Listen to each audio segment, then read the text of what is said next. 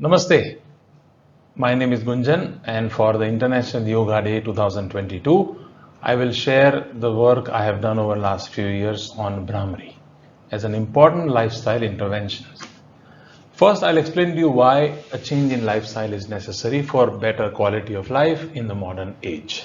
Second, we will understand what is the yogic idea that connects the disease and quality of life.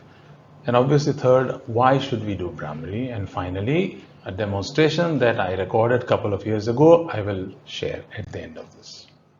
Let's understand the connection between disease and quality of life. People die because of disease. It's not just quality of life. However, 100 years ago, most people die because of infectious disease that we call communicable disease.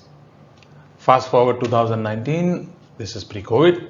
Unfortunately, the 7 out of 10 causes of death were all non-communicable disease, non-infectious disease, heart disease, lung disease, diabetes, and so on. And unfortunately, while the incidence of diseases in developed countries, most of the deaths happen in developing countries. This is an alarming statistics. Hence, we need to recognize that disease has a linkage to not just quality of life, but they are primary contributors of death.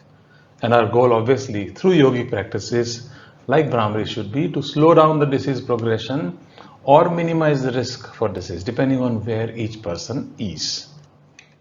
Yogic idea for ailment or vyadhi has two types. One, adhija vyadhi, originating in the mind, and the other is anadhija vyadhi, all others.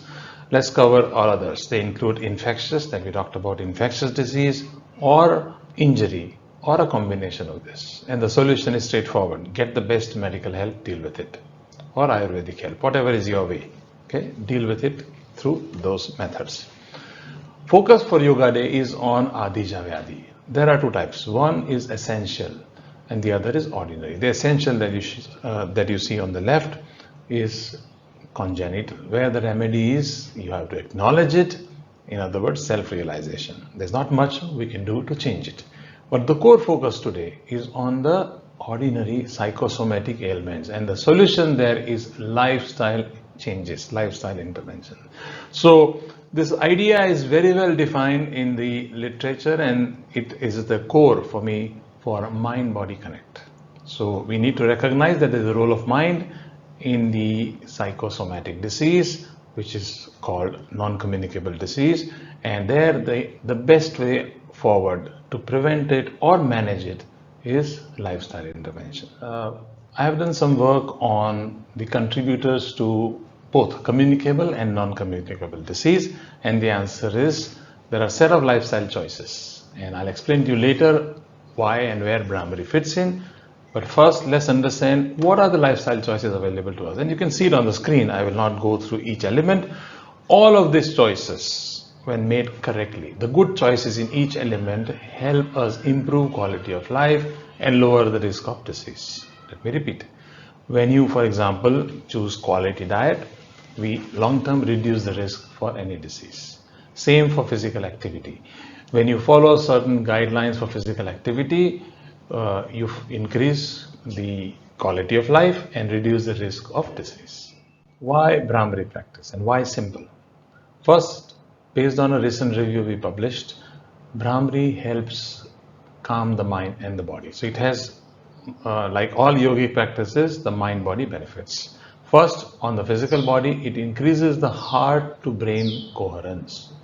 In other words, the signals of the heart change, and those change signals help the body and influence the change in the nervous system, and through that in the mind. The demo will explain that a bit more. Second, it helps energize the body, because during the practice the heart operates at the optimal energy, and hence we recover the lost energy, we balance the energy in the body. It also influences emotional changes, positive emotions. The regular practice increases focus. One of the other studies we've done validated that, led by Fariborz Irani. And then it improves the autonomic nervous system function. It helps reduce anxiety and also depression. And finally, the research shows it also improves mood. When you get all of these benefits in one single activity, why would we not pursue it as a daily lifestyle intervention? Of course, all other things like physical activity, etc., must be added, but as a calming practice, meditative practice, Brahmari is the best and it's the simplest. And that's how the combination of simple and effective and very, very routinely doable practice is what I would recommend for all the beginners. Next, I will take you through demonstration on how simple Bhramari practice changes the heart signals and through that influences the mind and delivers all of the benefits that you see on the screen. So stay on for the demo. Today we are going to show you a small experiment on how a simple humming practice, Bhramari pranayam with no mudra. So in other words, simplified Bhramari pranayam creates an entrainment in the heart rhythms. Entrainment is when two different systems show oscillation. Because of first system, the second system also starts oscillating at the fundamental frequency of the first system. Entrainment is very common in music, it is common in nature, and we are going to demonstrate this using Bhramari, a simplified Bhramari practice. I call it humming or simple humming. So the visual indicates two different patterns of our heart.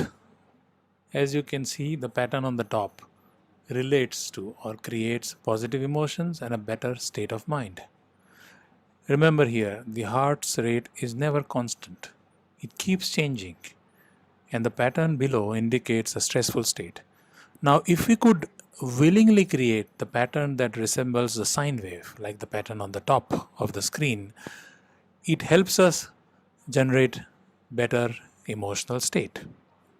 Now, you would ask me, how can I change my heart's pattern? And this is where entrainment comes in.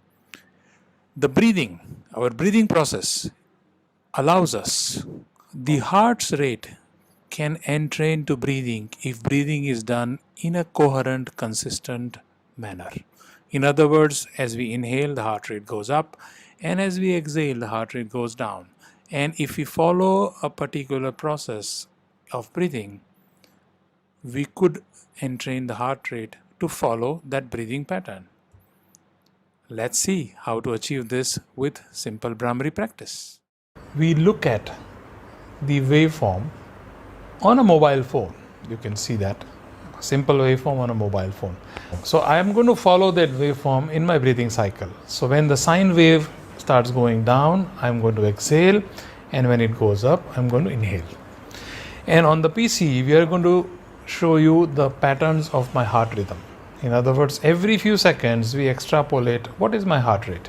Does it remain constant? Does it increase? Does it decrease? And that's shown on the screen.